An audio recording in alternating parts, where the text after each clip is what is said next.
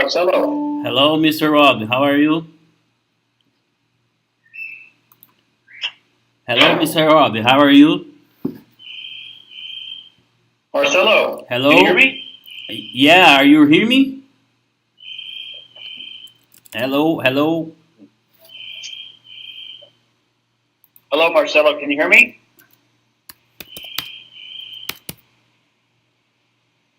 Oh, you can hear me. I cannot hear you.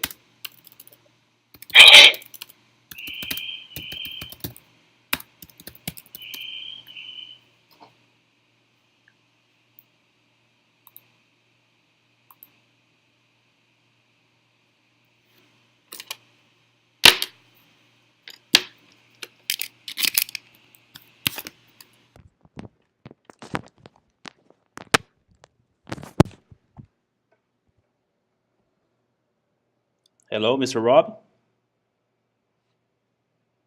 Why not?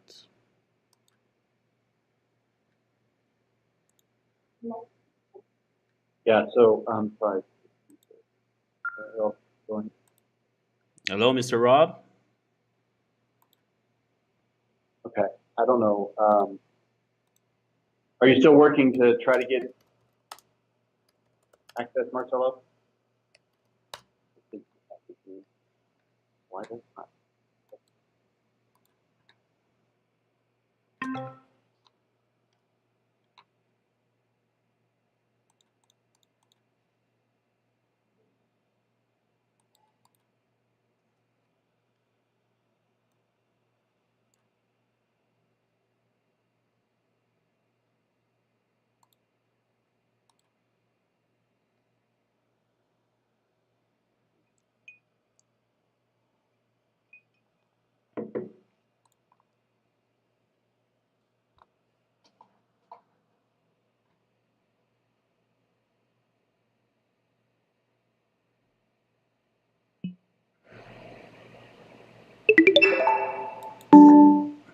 Hello, Mr. Rob? Oh, there he is. Hi, Marcelo. Okay, how are you? I'm good. Oh, How are thank, things? thank you too. Welcome to Corbion. Good to Oh, have you here. thank you, thank you. First, I'd like to thank you about this training. Oh, sure. Yeah, thank you. So Uh, I've got Sorry? I've got a colleague in the room I want to introduce you to. Okay. She's Dr. Alejandra Ramirez Hernandez, and she is a visiting scholar from Texas Tech University. She is a food scientist and a food safety expert. Who? Who? And her name is Alejandra. Alejandra. Yes. Yeah, okay. And the reason I'm having her join, and she doesn't know much about this meeting. So Marcelo is going to be our representative to the plants in Brazil. We recently got approval to use lactic acid on carcasses there, and so Marcelo is going to be supporting us at the locations that are using it.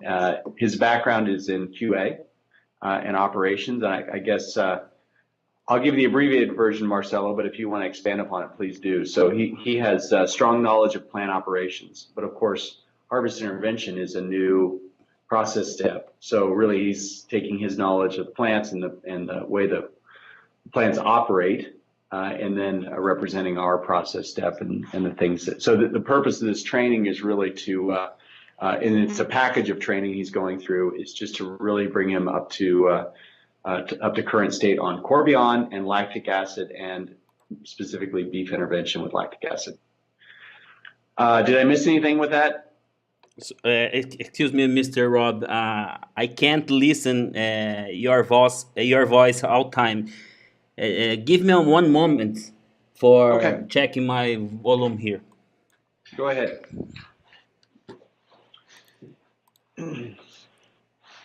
And so prior to today, he's had some training from, and I'm going to ask him about this. He's had some training from people in Brazil about Corbion as a company and what our products are, who our customers are, that kind of thing.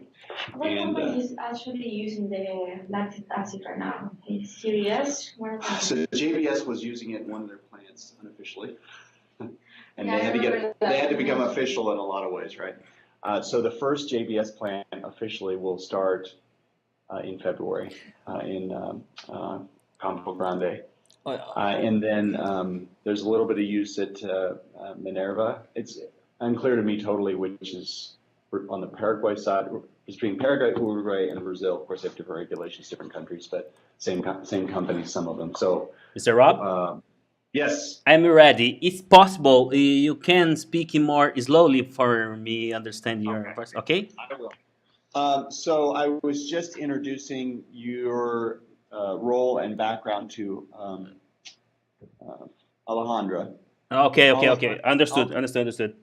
Nice. Alejandra is joining really because this is her second day. Well, she was with us last fall, Okay. but she's just as her second day this in 2019, and I Mm-hmm. wanted her to get exposure to the same material. So I thought I'd just train you both. Okay, nice to meet you, Alessandra. Nice to meet you, Marcelo. Okay. And are you a Spanish speaker, Marcelo? I can't recall. Spanish? Yes. A little. But I can understand. Okay. Yeah, I understand. Okay. So we're going to Alejandra will be in Latin America supporting us this year, I'm sure, but in the Spanish countries, so Yeah. in Chile and perhaps some other countries. Okay. Yep. Okay. So now you're not able to see my screen. Yeah. I am seeing your able. Oh, you are seeing my screen. Good. Yeah. That's very important. Okay. Very good. Okay. Where to start? Well, why don't you tell me what training you've had so far on lactic acid? My last training Yes. with Daniela. Yes. Yeah, she spoke to me about the lactic, the origin of the lactic, about sugar. The first step for lactic is sugar. She spoke to me about the pH of lactic, some kinds of lactic, for example, left or right lactic. We use normally the left acid in Brazil and a lot of things for productions, something about the microbiology, and more or less this. Okay. So very, very technical about Yeah. lactic acid itself. Did she get into the microbiology Yeah. a little bit? Okay. So what I had planned for today is we'll talk about harvest intervention from a scientific technical Okay. standpoint. Okay. And then on tomorrow we have another training, and that's going to be more on the dilution equipment and the kind of the support for the lactic acid cabinet at the plant level, Okay. and some of the things you're likely to experience. Okay. And I thought this would be very easy because I thought I have a slide deck for every topic. Okay. But I can tell you, I don't have a slide deck for this one, which is, and I'll explain why. So lactic acid has been used on beef carcasses in the U.S. for 25 years. 25 years. The original application of harvest intervention. It was before PAA or using lactic acid on trim or any other kind of organic acid. So in our market, we have probably 40 to 50 different chemistries that we can apply to carcasses and parts for beef, pork, and poultry. So we have a very, very diverse and very full market in terms of technology. Lactic acid is so familiar and so commonly used in beef that I don't promote it. I don't have presentations for customers in the U.S. because they all use it this way. Okay, right? don't worry. So I have presentations for pork, and I have presentations for poultry, and I have presentations for all the places where we would like to get more business, but I don't have a really specific one just explaining lactic acid in beef or telling a promoting story in beef. Okay. That's fine because we're actually going to cover several areas. We're going to talk about why harvest intervention generally, no matter what chemistry, what is the customer thinking to use, in this case, lactic acid, but any solution. for carcass decontamination. So we want to talk about that a little bit. We'll talk about what makes lactic acid unique for this application. And then we'll talk about how it's different than alternative chemistries. I think what's most important for you to take from this training and so from here, I don't know what Marcelo and I don't know what Rafael has shared, but my understanding is that you and I will both be at JBS in February at Campo Grande. Okay, can you repeat, please? I don't know what plans Rafael has for you in February, but I would assume that you'll be in Campo Grande for JBS. Yeah. Yes. He spoke to me that next month we are going together to Campo Grande for understand the project of GBS. Yes. Okay. Good. Okay. So we'll get some more time to discuss this and think about it. So don't feel like you have to be an expert by 1 hour from now. Okay. Just to take in what you can take in. So I think what I will start with is, I'm actually going to start with this one. I created this for Latin America a few years ago, and you could probably use some updating. Good carcass. But the idea was that in Latin America and Asia, they're just starting to use harvest intervention. Do you want to come around here? I realize you can't see my screen. Or you can join the meeting and. I might be able to sign here in the Sky business. I don't know why. I tried so many times. We're just getting it shuffled around here. The projector's not working. Okay. So lactic acid the idea here is just to share what our experience has been in the U.S. So this is very much an introduction to harvest intervention generally. We'll do this for maybe 15 minutes, and then we'll turn towards the lactic acid specifically. So this is our journey. Can you see that slide? Yeah, I'm seeing. Okay. So in 1993, there was a very famous and deadly outbreak of E. coli. So I would say most Americans had not heard of E. coli before 1993. And what happened was a fast food restaurant chain similar to McDonald's had an outbreak where several children were killed by E. coli 0157H7. And it really shook the beef industry. It really caused a lot of worry about the future of the industry and the huge problem that could arise if consumers were not confident that U.S. beef was safe. And why did it happen here? I think one of the reasons it happened here is we're such a huge population of hamburger consumers, ground beef consumers. Yeah. And what happens with this bacterium? Your cooking style in much of what you're famous for in Brazil, of course, is barbecue, where the bacteria during the slaughter process that transfers from the animal hide to the carcass ends up getting killed on the barbecue because you've got heat. And you've got a surface that is the only place you're going to find those bacteria is on the surface. When we go to make a ground beef, of course, we take what's on the surface and we mix it into the interior. So if you think about a hamburger that's 2 or 3 centimeters thick, if the surface had E. coli on it, the inside will have E. coli in it, and that is a lot harder to kill. In the case of Jack in the Box, we did not fully cook those hamburgers. So at that time, we still ate hamburgers that were undercooked in the middle, pink.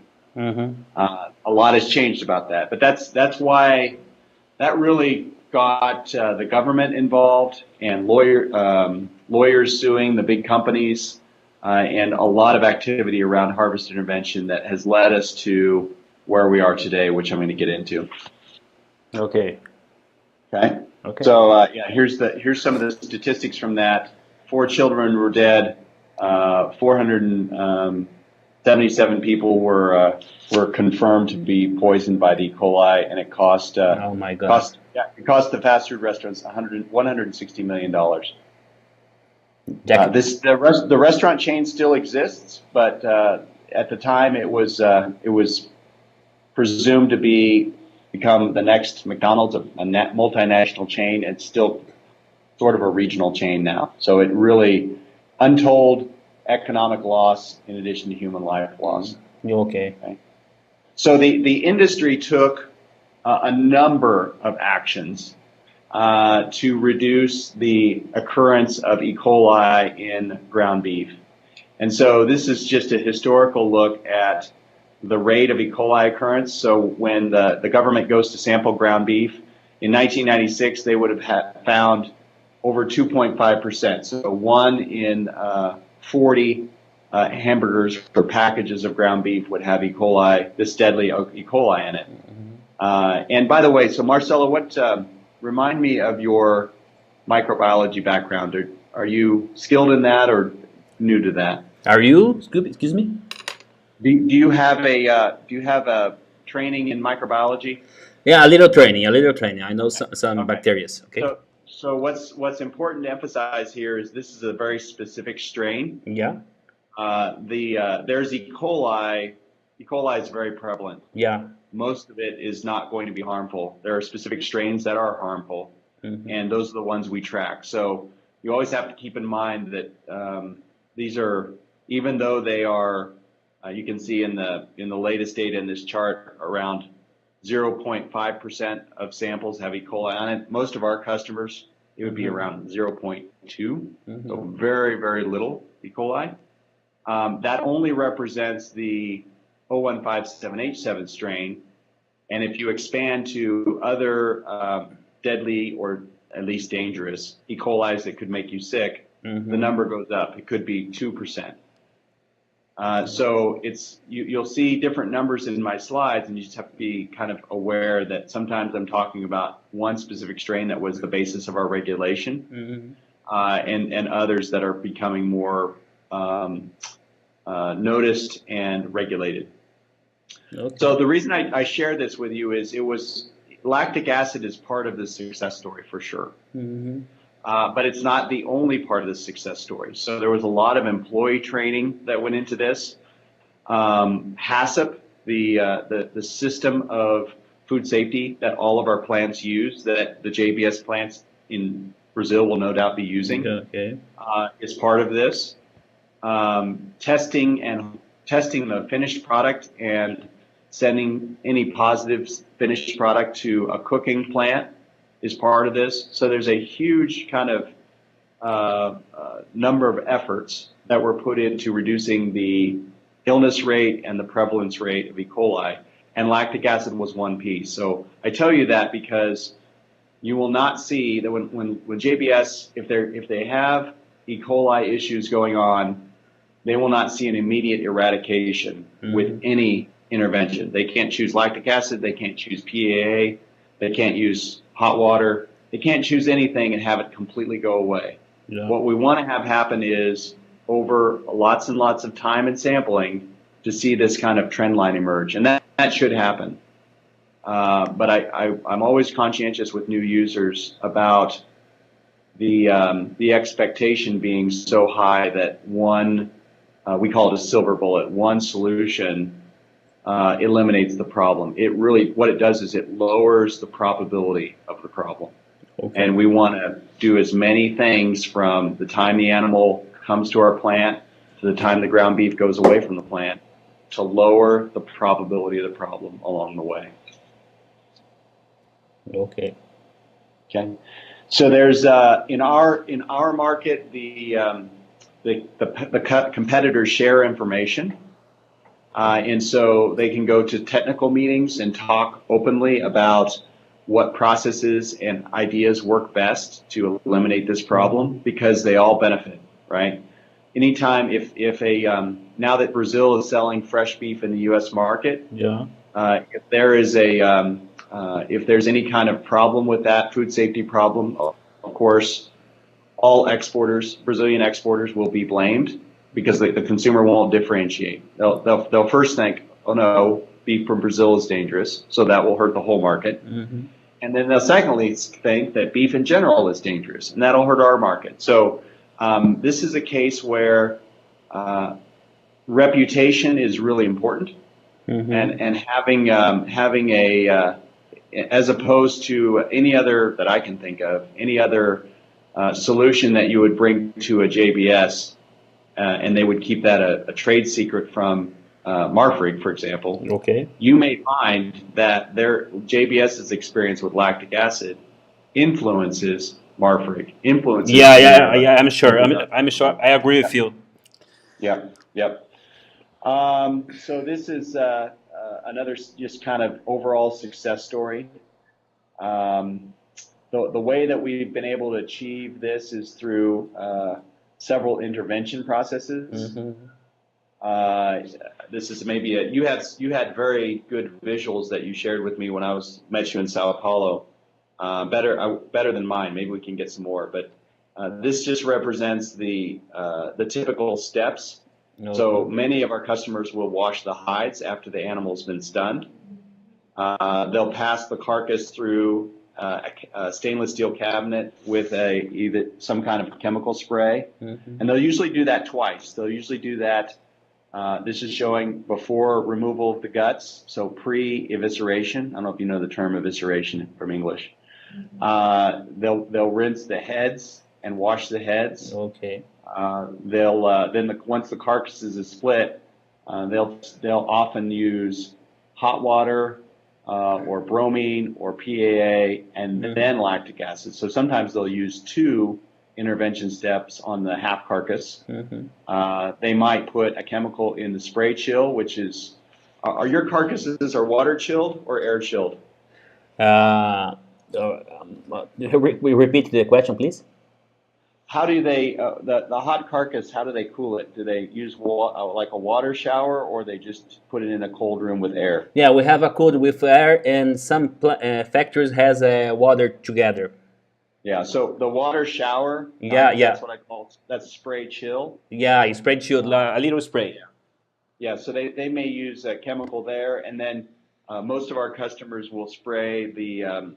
They'll have a little spray apparatus over the belt, so that as they're cutting the chilled beef into primals, subprimals, and trim, Mm-hmm. there would be I won't say off to the side, but somewhere between the workers, there would be a little archway of spraying down on the meat. So these are all the places that they would use a combination. So they might use lactic acid in one spot. Yeah. Okay. And then they use peroxyacetic acid in another spot. Mm-hmm. And they use bromine in another spot and acidified sodium chloride in another spot. So you see the track hurdles in the upper right? I didn't listen. It's good. In my slide, you see from track and field, you see the picture of the hurdles. Yeah. I'm. So that's the idea, is that the more challenges we put in front of the bacterium to jump over, it's the harder it is to make to the end. So we want to put as many things in place as possible. In Brazil, to my understanding, you're only going to have hot water and lactic acid on the carcass, and that's all they have in Europe. So you're much more limited than we are. Yeah. But I tell you this because it takes all of this to get to the very, very low rates of E. coli that we have in the U.S. Mm-hmm. And we're still trying to lower them. But it's quite an effort. So we need to teach our customers to have a little bit of understanding of the context, that we can make a big difference with the first intervention, and the biggest difference with the first one, and then another additional benefit with the second, the third, and so on and so forth. So I think this market will change over time. Mm-hmm. Okay. So this is in microbiological terms. This is typically what a plant would want to see. And so you start out with the total plate count. So this is all the bacteria in each 100 square centimeter surface of the hide. So there may be 8 to 12 logs of bacteria. So what is that in number? Billions? 6 logs would be millions, 9 log would be billion. So it would be like billions to trillions. I don't know if you know the term in English I'm using, but many, many, many, many, many bacteria on the hide. Yeah. And then we remove the hide, and of course, as you would expect, it's much cleaner on the meat surface. So the meat surface may have 1 million to 1 billion logs of bacteria. That's what those numbers represent. 6 to 9 would be the number of logs. So is that translating? Do you know what I mean? Okay. So in the pre-evisceration, so the upper where it says pre-evisceration, it says 6.1 to 9.1. I didn't understand it, Mr. Rob. Sorry. Sure. So you see total plate count on my slide. Are you? I'm reading your slides. Okay. Actually, you can see my. See if I can get a pointer on here. I am understanding. Okay, I'm reading. Okay. So from the left side of the slide to the right side of the slide, you have different process steps. Okay. Yeah, pre-evisceration, pre-chill, post-chill. These numbers, these numbers represent the number of logs of bacteria. So a different way of putting it is, so that I'm focusing on the upper left, 8.2 to 12.5. Yeah. So that means that they're on the hide where there's mud and manure, feces. There is 1 times 10 to the 8th to 1 times 10 to the 12th bacteria. Okay, so that's billions of bacteria. Yeah, I understand the graph keys. Okay, so the whole point here is we're using interventions to accumulate a reduction from the numbers on the left to the numbers on the right. So in log scale, we've from the start to the finished, we've reduced the total plate count by 4.3 logs. So in other words, we've taken 4 zeros out of the number. It's gone from 1 billion to 100,000, I think, if I do that right. Mr. Rob, in this case, are you using select or not? LA. Yes. Okay. Yeah. In these numbers. Well, this is just a. I'll show you a. Let me show you a better slide for that, and then we'll go to So here. Okay. So this is an example where the dark orange is aerobic plate count, and the light orange is Enterobacteriaceae, and they're both measures of bacteria. It's just a matter of the specificity of the test. So Enterobacteriaceae is a subcategory that is more similar to E. coli. In fact, E. coli is part of Enterobacteriaceae. So sometimes customers will collect different measures of micro quality, and we'll have to understand that at JBS. How do you measure your system? But they'll do this to know that it's under control. Okay. That doesn't mean that a high aerobic plate count is unsafe. It's just what we're showing here is if I'm reducing bacteria by making the carcass and the meat cleaner for step by step, then the likelihood that an E. coli a dangerous E. coli is surviving that is very low. If I'm not reducing the general bacteria step by step, the likelihood that an E. coli can survive that process is very high. So we want to see a progression of lower numbers through the process. Yeah, I'm seeing is very high the decrease the E. coli. After hide removal, most 15% or more. So again, it's not the E. coli that we're showing. We're just showing all bacteria. So as you know, there's bacteria on and in our bodies all the time. There's bacteria in these plants all the time. Okay. So we use these as a measurement Mhm. of process control and improvement. And the Good. point of this slide is this is from an actual plant where Mhm. they use lactic acid 3 times between hide removal and evisceration. Yeah, post final rinse. And right before right before the evisceration, right Mhm. before the final rinse, and they actually used it right before they cut the chilled carcasses up. Okay, normally this process in USA, right? Yes, In Brazil, normally we use in post chill, before chill. yes. So Yeah. that you would be using the between evisceration and final rinse. Yeah. Okay. So you're actually after final rinse, but you're using it Mhm. in the middle. The middle arrow would be most similar to Brazil. Yeah. Okay. Okay. So the idea here is you can see, let's just focus on the numbers in the dark orange. So it goes from 6.97 to 3.28 to 2.75 to Mhm. 1.09. Mr. Robin, are you show this presentation for GBS or not? Yes. Okay. I For showed this, do you know Bossum? Bassam, I know. Okay, I showed this to Bossum. And Okay. I'm gonna tell you the point. Here's why I showed it to Bossum. Okay. So this is my point: is the numbers are going down. Then look what happens at post chill. See Mm-hmm. how the number goes up?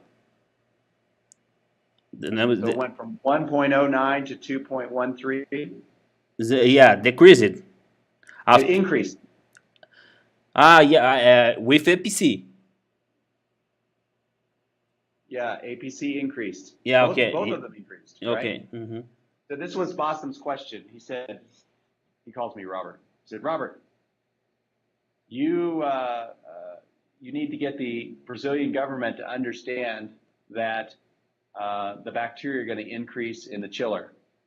Okay. I said, I understand why, and you do too. And that is because it's an environment where bacteria can grow, right? So Mm-hmm. what happens is we try to reduce the surface bacteria as much as we can before we chill the carcasses, because the cleaner they are when they go into the chilling room, the cleaner they're going to be when they exit the chilling room. Understood. But Understood. there's still going to be some growth. Mm-hmm. And so in our case in Brazil, when we're only using that middle arrow, our goal is to get that number, that 1.09 number in the middle, as low as we possibly can. But it will come back. It will grow back. So the issue that we're going to manage with the inspectors is if they measure aerobic plate count, or the plant measures aerobic plate count like this, and they're monitoring that at the end of the process, the trim has more bacteria on it than the carcass did, that will create that could create some doubts that the carcass intervention is working. Okay. And we have to understand that we're talking about a process that provides opportunities for bacteria that survive to grow back. So I mentioned earlier, some plants use a chemical in the spray chiller Mm-hmm. just because they're trying to limit the regrowth of bacteria that could otherwise grow in there. Because it's a aerobic, refrigerated environment, but it's still at a temperature that some bacteria can grow. So this is not unusual to see this. Mm-hmm. Okay. Okay. So I think we're halfway through our time here, and I'd like to focus more specifically on lactic acid. Mm-hmm. But I want you to kind of have that background. We're putting lactic acid into a process to make the whole process better, but we only have control over one step of the process. So if the plant is not diligent about making the other processes as optimal as possible, we will lose the benefit. We've got to make sure that we're communicating to the QA's expectations and how to maintain the whole process. Okay. Okay, Mr. Robert, do you have an example how you put LA after? Please back that last slide. Yes. The graphic, please. Yeah. Do you have an example how you put the LA after ride removal? How you put LA in after ride removal with a cabin or how? Yeah, I'm trying to think of what. Again, I don't have great pictures. Let me show you some pictures of our Okay, cabinets. okay. Unfortunately, so there, and I think I shared this with you. There's no way a customer would let me walk into one of their plants with a Mm-hmm. camera. So I have to. The only way I get pictures is if I ask permission, and it's usually during downtime when the cabinets are empty. But I'll show you some cabinets. Okay.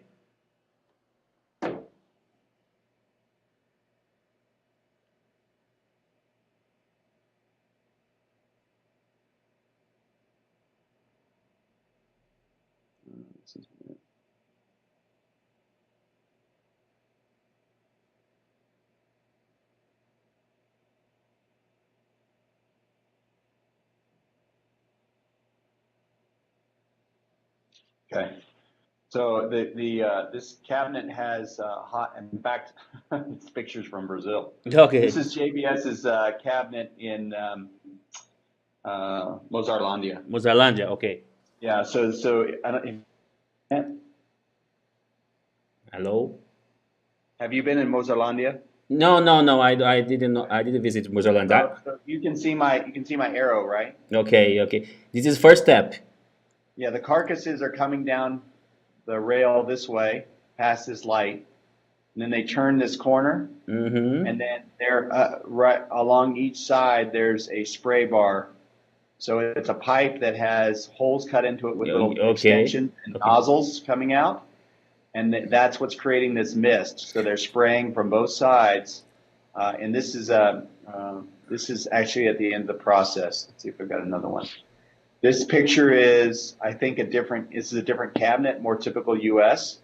You Okay. can see that there's a stainless steel floor. We're Yeah. going to talk tomorrow about lactic acid and concrete corrosion.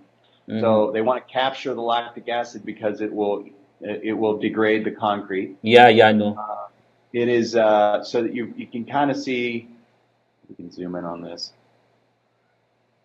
Yeah, there's a nozzle, Mm-hmm. and these are. It's hard to see, but the spray pattern is more fan-like. Yeah. So it's going out in maybe a triangle shape. Yeah, okay. And they have these bars here are moving the carcass so that it's oriented towards the spray. Yeah. And what else to show you here? Yeah, is this Um, this equipment like washing carcass automatic? We have here in some plants in Brazil this equipment. yeah. So the What? difference is in a carcass wash, because you're trying to remove blood and Yeah, loose yeah, pieces, yeah, these bars are going to shake. They're gonna the term is oscillate. They're going to rotate back and forth. The pressure will be higher, yeah. and there would probably be multiple rows in the sequence. Mm-hmm. So similar to washing a car, it's not just one kind of Yeah. pass through, but rather a series of moving nozzles with very high pressure and high flow. Yeah, yeah.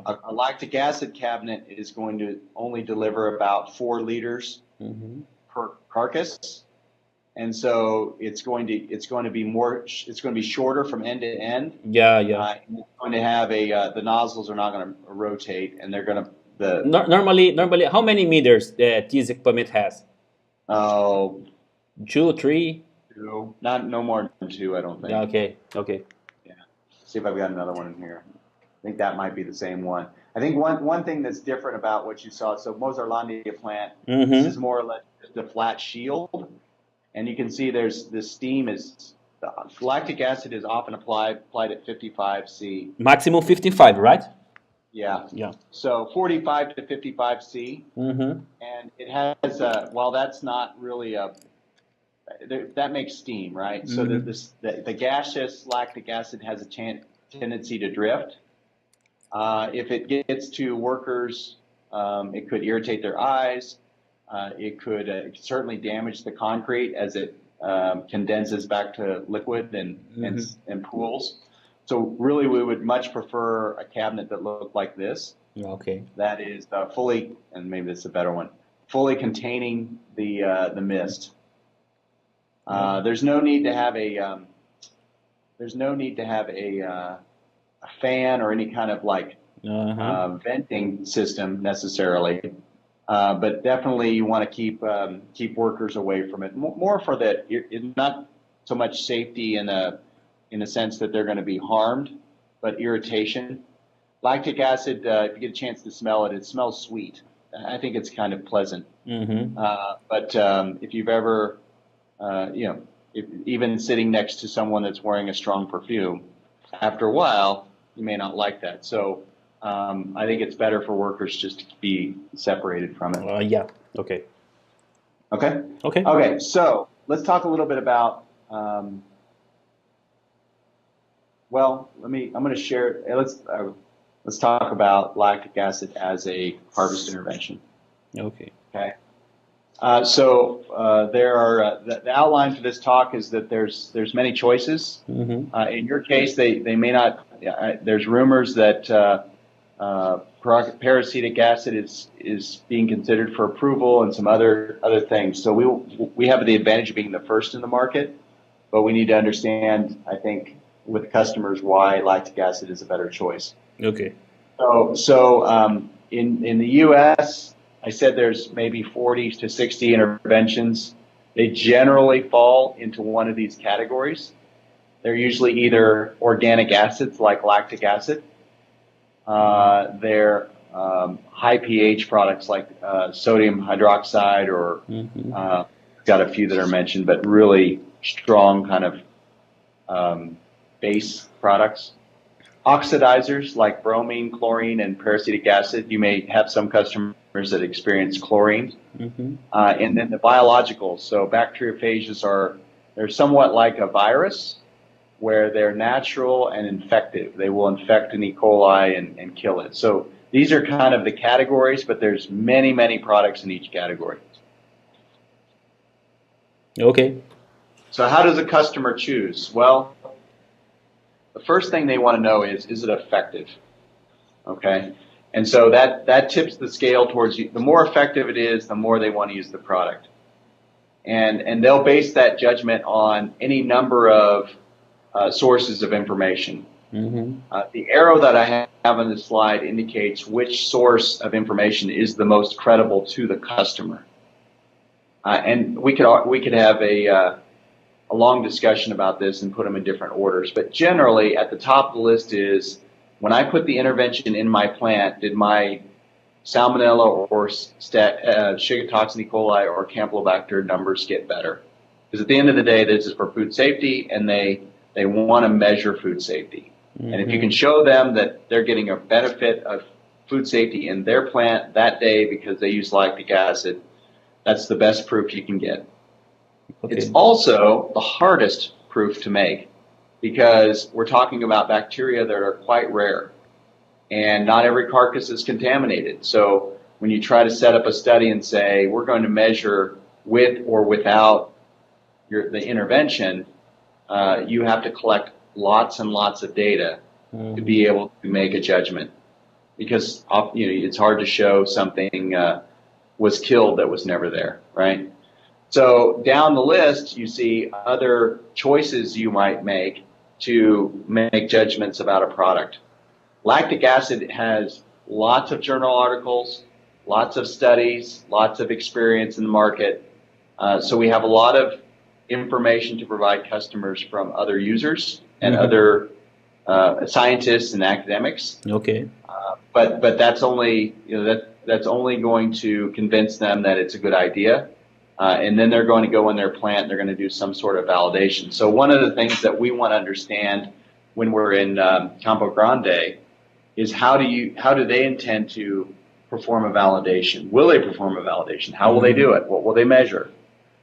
In the U.S., you validate with surrogates, which are safe to use E. coli's that represent the dangerous E. coli's. So you spread those around in the carcasses and you show that your intervention step reduced the number. So you may put 10,000 surrogate E. coli's on an area of a carcass, pass it through the lactic acid, and afterwards it's got 100 or 1,000. Okay. That would be considered successful. If you went from 10,000 to 1,000, that's a 1 log reduction, and that's successful. And so I'm guessing that in Brazil, they're not going to have access to surrogates. What do you think? Well, That would have to go to the government. But Yes, so we have to send it from here, and the paperwork is like. Yeah. So they're probably going to use aerobic plate count or enterobacteriaceae, some measurement of the naturally occurring bacteria in the plant. So I'll be there and we'll walk through that with you, but I just give you the frame of reference that this is how they evaluate the success of a product. Everything on the right hand of the scale are the reasons they don't want to use an intervention. Why? Cost the plant money. There's no recovery of the cost. Yeah. The use of interventions, if it's not lactic acid, may limit their ability to sell certain markets. So if they use PAA, they couldn't sell beef into Europe with that beef anyway. The chemicals are harsh on the plants. They smell bad for the workers, or they can smell bad. They can damage the wastewater system. In other words, if the plant is using bacteria to process its wastewater and get rid of all that, break down all that organic matter, we don't want the intervention to cause harm to that, to kill the good bacteria, so to speak, that we're using for that purpose. We'll talk tomorrow about discoloration, yield. So there's a whole host of questions that would have a customer not want to use an intervention, and only one set of criteria by which they want to use an intervention, that's microbiological. So these are things that I'll train you more on, but I just want you to that's the introduction to that topic. So these are when we talk to operations people and quality assurance people and different stakeholders in plants, and you've done plant training, so you understand the dynamics between quality assurance and operations, for example. These are the things that they're going to be on their minds. Is the product effective? Is it responsible? In other words, is it harmful or not more harmful or less harmful to the quality of the product, the environmental safety, the worker safety, and so forth? And then finally, is it economical? Mm-hmm. And there are some places where using these tools can have economical benefit.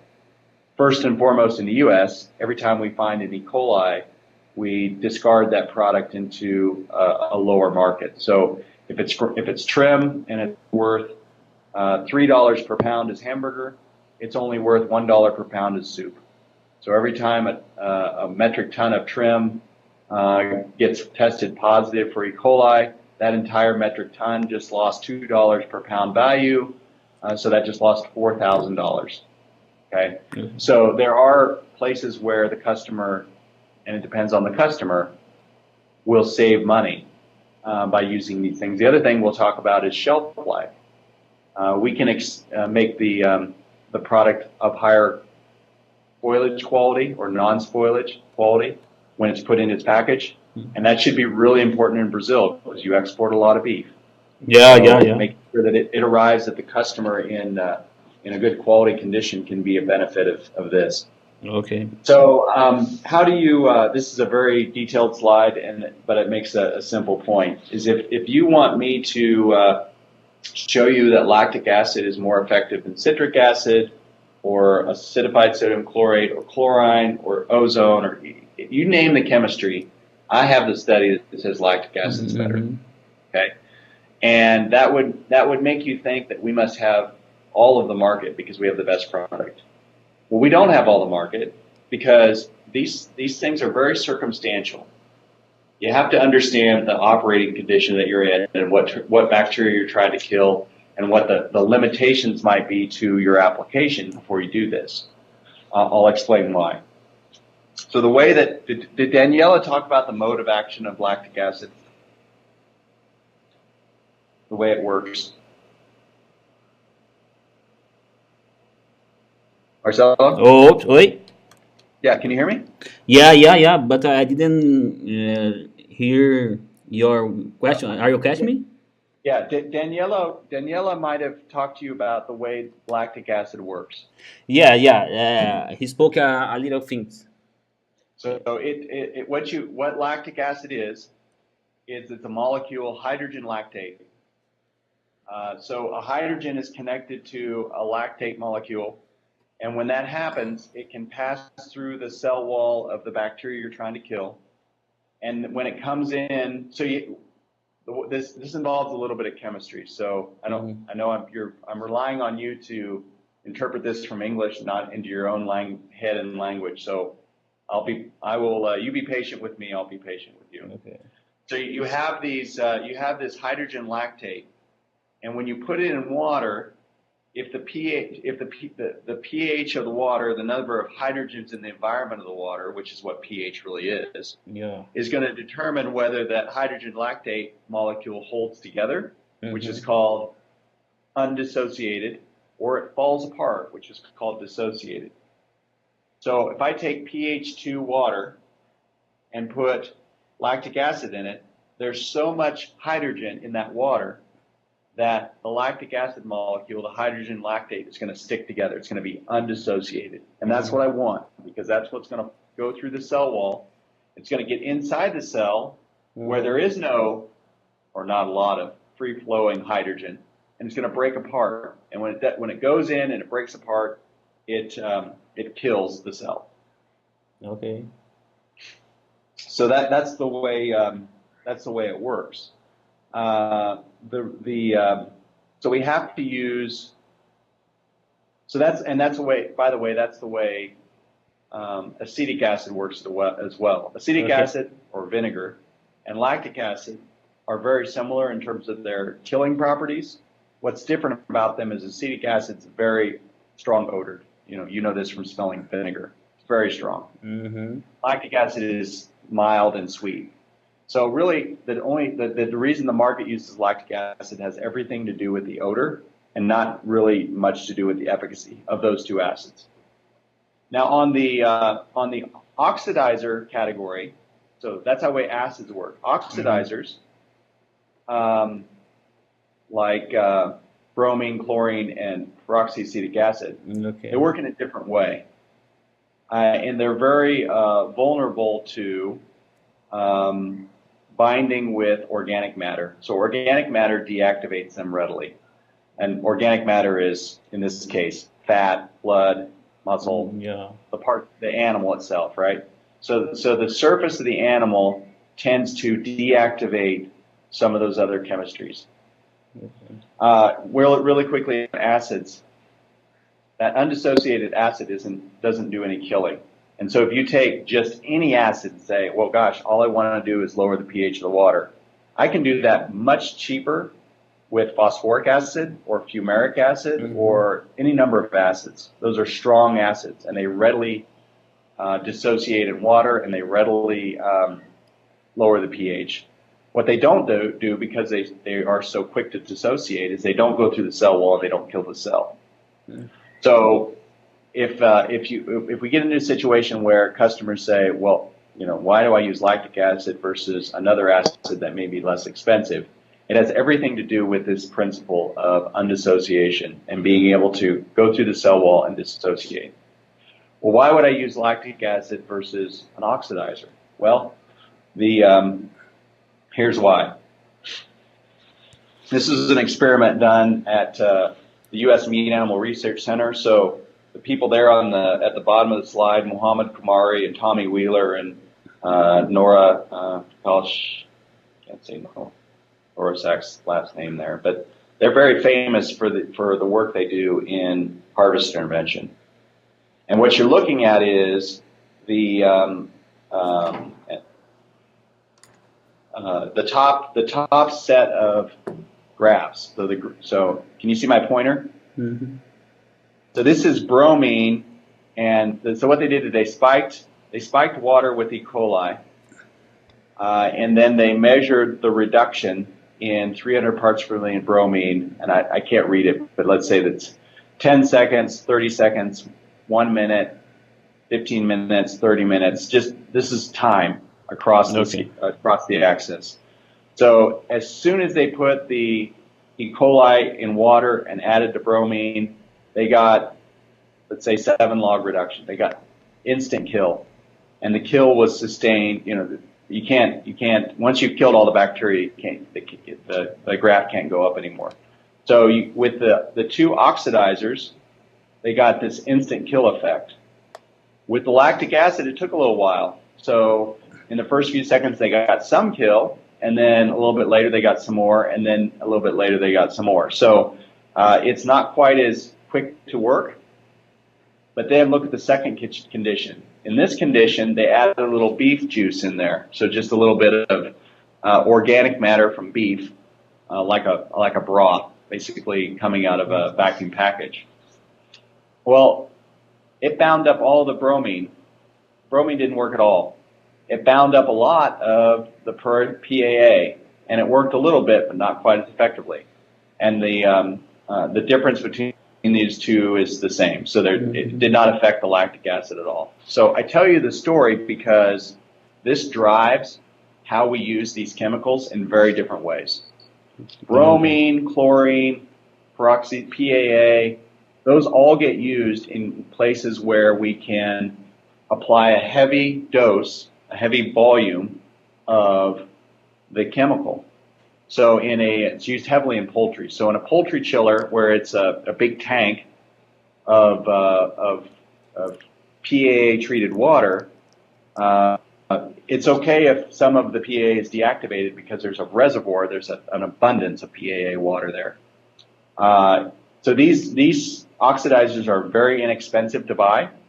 Actually, the cost per pound, or I should say per kg, is going to be fairly similar across these 3.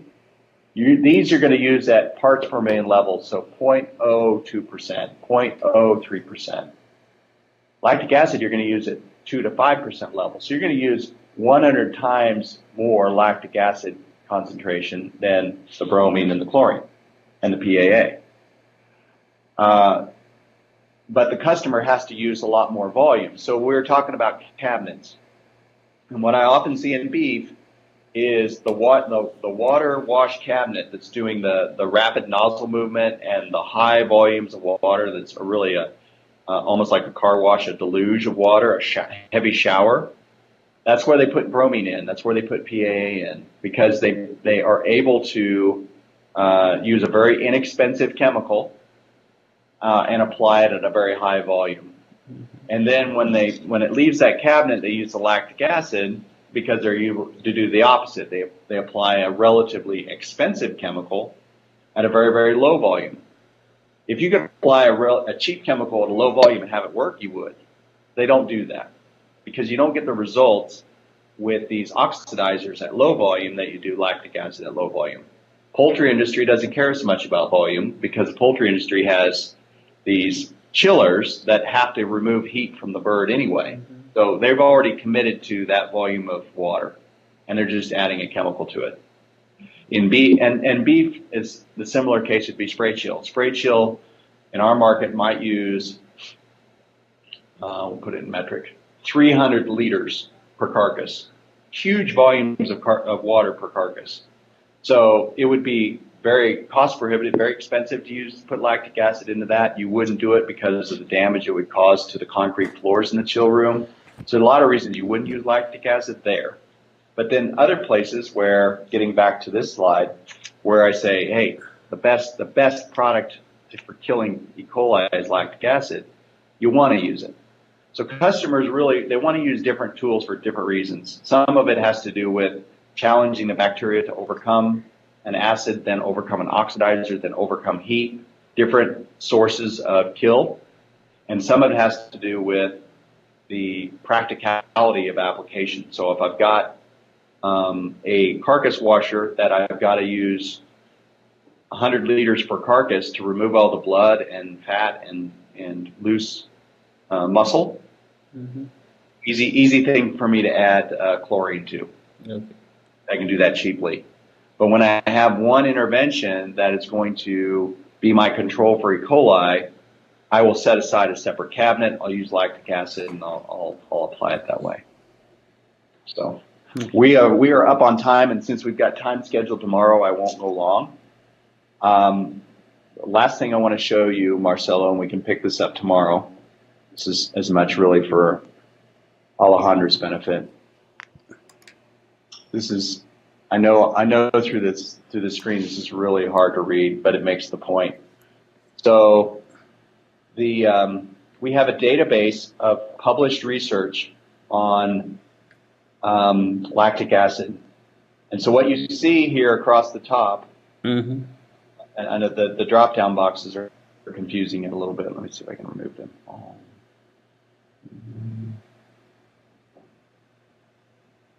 Take the filters off. I can see data. There is something with filters. Thank you. So here's for Campylobacter, Clostridium, coliform. So different categories of bacteria. Okay. Okay. And then the number is the average reduction Mm-hmm. that they found in the study. So this is the most common one is going to be STEC, which is Citotoxin E. coli, or total plate count, aerobic plate count. And then the other ones are more. So then and then over here is these are all beef. I've got the species and the I call it the matrix type. So it might be chilled beef or pre-chilled beef or Mm-hmm. hot carcasses, ground beef. I've got this for pork. I've got this for poultry. I've got it. And then here's the author and the year. So these are generally university studies, a few U.S. government studies in there as well. Okay. But here's why I'm showing this to you is that if there was one study that proved, zoom out. There's what I want. There was only one study needed to prove all of this. There would only be one study in the database. But there are literally dozens and dozens of these. A lot and of all studies. of them. And so at the bottom, I've done, this is very unscientific. Alejandra is going to cringe when she sees this. I just averaged the reduction of Campylobacter across all the studies that tested Campylobacter. An average reduction. I do this because it gives you a general sense of what the reductions typically are. You know, they're 1 to 2 log reductions in these studies. Okay. It doesn't matter whether they're artificially laced with STEC or they're natural. That's kind of what you get. But what it gives us for customers, I mean, we're the only ones that have this. Not that somebody else couldn't create it, but it took a lot of time, effort to put this together. But what it allows us to do, to ask questions of customers and say, they may need a scientific paper supporting for their inspector Mm-hmm. that they're using lactic acid to apply to reduce, they're applying lactic acid to carcasses in Brazil to reduce E. coli contamination. Okay. Okay. Well, we can provide them with 10 papers that support that. And then the next question will be, well, why are you using 4% instead of 2%? Well, we've got papers that support that. Why are you using it at 55C? We've got papers that support that. So there's lots of science available for us. If there was one study, I'd just send it to you and say, memorize that study, and you can use it with every customer. But the reality is there may be several different studies that we use to make different arguments or provide different support depending on the circumstance. So we'll get into that when we're with JBS in Brazil. I think they're well resourced and they probably won't have a problem with scientific support it's called scientific justification. So when you have a HACCP plan to justify to the reviewer, the auditor of the HACCP plan that you've taken appropriate step in choosing lactic acid, you want to show a reason. Either we've used it before and we've gotten these results, or we got some science from a university in Brazil or university in USA. These are all all American university studies, most of them are. But so yeah, we have a lot of. I could have spent an hour with you showing each of these studies. I'm glad we didn't do that. Mm-hmm. But I wanted Alejandro to know this resource is available. We can draw from it for what we're doing. And we'll pick it up tomorrow at the same time. Okay. Think of the questions from today, and let's start with those tomorrow. No. In my first impression, you have a lot of informations. I need to study more. Some things I needed to study, understand more. But I think is my first impression. We have a long way to learn here in Brazil the peoples inside the factory about LA, and but I think we have a good material to show to them for start here. Yep. Okay. Real quickly, did Paulo or Rafael provide you with our user guide in Portuguese? You repeat, please. Did you get we have a lactic acid user guide translated to Portuguese. Have you seen that? Yeah. Do you have or not? I do. Yeah. Okay. If you have, it's possible. Send me. I think is a good I way. will send it to you. That we sent it to Rafael and Paulo. Okay. To review to make sure that the translation went well. So we wrote it in English, of course, and then had a company that doesn't work in meat translate it. So we want to make sure that any of our choice of technical language is a good choice for Brazil. Yeah, I'll send that to you, and you can learn a lot from that. That'll be, and I'll also send you these presentations. Yeah, I think it's a good way to show to the people here, and I thought they would have shared that to you. Now, don't share it because it's not finished.